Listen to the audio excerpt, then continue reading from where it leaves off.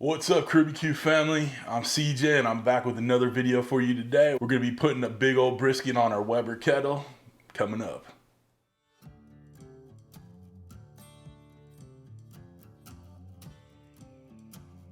What's up, everybody? We're working on a brisket today. We got a nice 14-pound brisket for you. We're gonna put it on the Weber Kettle. I have a SlowNSear basket for it, charcoal basket for it. But if you do not have that SlowNSear, you can use your charcoal baskets that you have, or you can push all your charcoal to one side. We're gonna do it indirect, all right? We're gonna start the charcoal burning on one side of the basket and let it work its way all the way through. We're going hot and fast with this one. I'm gonna try to keep it between 300 and 325. We're gonna let it go until it hits about 170, 175 internal in the point and the flat. And then we're gonna bring it inside, wrap it up in some butcher paper, and then get it back on the pit until it's done. With this size brisket, I'm looking at probably like 7-8 hours before we're actually tearing into this, but it may be a little bit more. I'm shooting from the kitchen because we're getting this brisket prepped, and then we'll be outside. It's nice and early here in Southern California, but I assume we'll be cutting this up at night tonight, okay? Even that hot and fast, it still takes a bit of a time.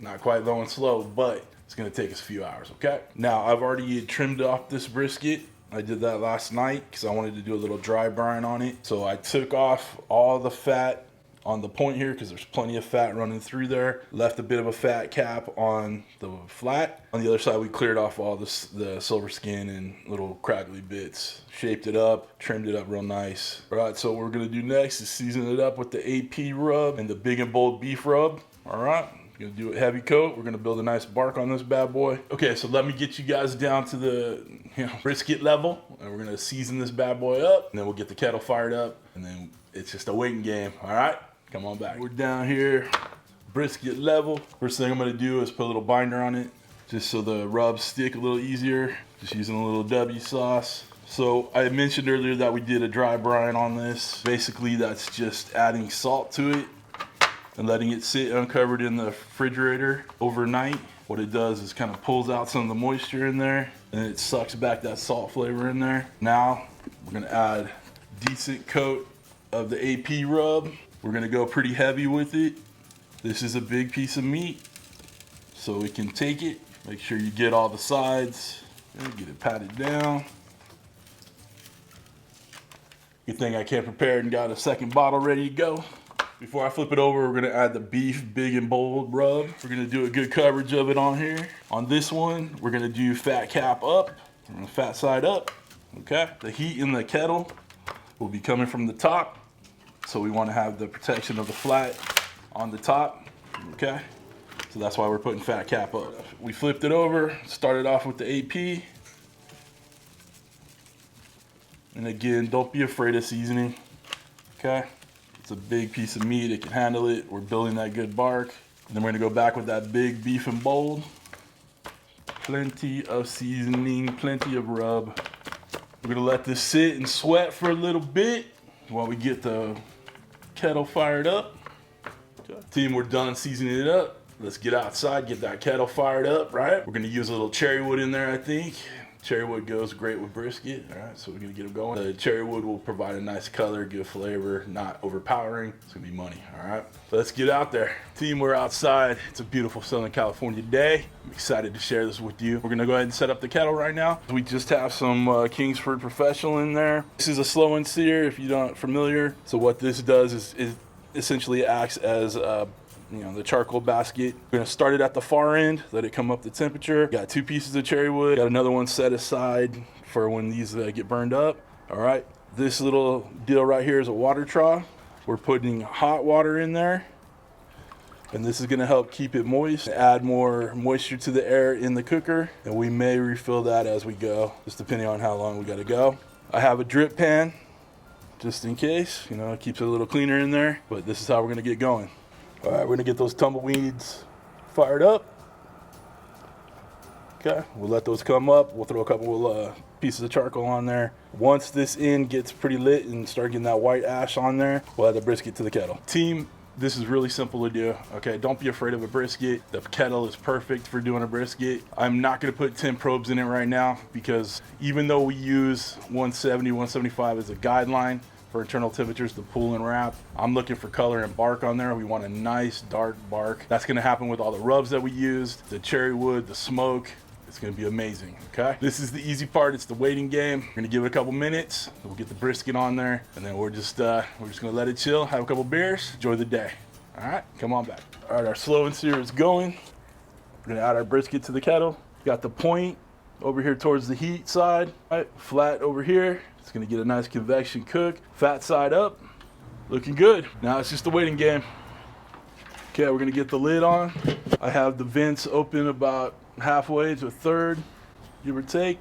Bottom vents open to halfway. We're gonna let the smoke roll over the brisket. We're gonna keep the temps around 300, 325. We'll check in about an hour. Spritz it if we need to spritz it, but we're just gonna keep a close eye on things. All right, we're about an hour and a half in, shooting outside. Bark is forming, a little bit's coming off. We have a little divot in there, so I use the Harry Sue crutch and put a piece of smoking wood underneath it, so hopefully it'll draw away. We don't have a spot that's have a pool right there. All right, I got a spritzer full of W sauce and some water, so we're gonna spray that down. I'm just gonna start helping along that bark. All right, come on back another hour. All right, team, we are 4 hours in. The bark is insane. Fat is rendered, looking good. It's time to get in the house and get it wrapped. All right, we're inside now. We're gonna wrap this. The bark is insane. The fat has rendered. You can see it's pushing real nice. All right, we're gonna spritz it down. We're spritzing the paper. We're gonna wrap it up. Okay. Again, we're keeping fat side up, so we need to pay attention as we roll.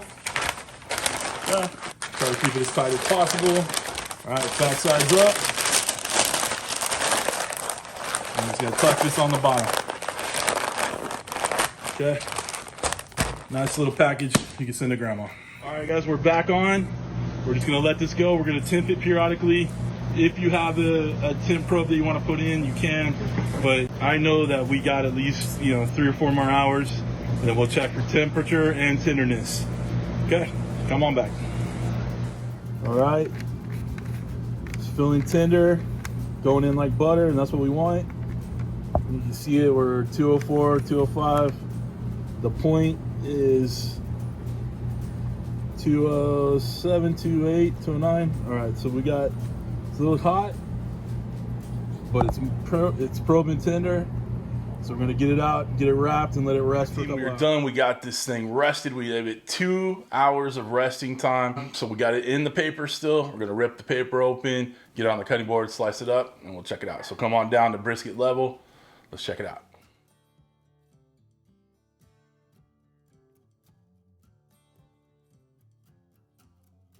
All right, we did the brisket pop, and it made a big mess. So I'd suggest that you don't do the brisket pop. All right, as always, want to cut against the grain.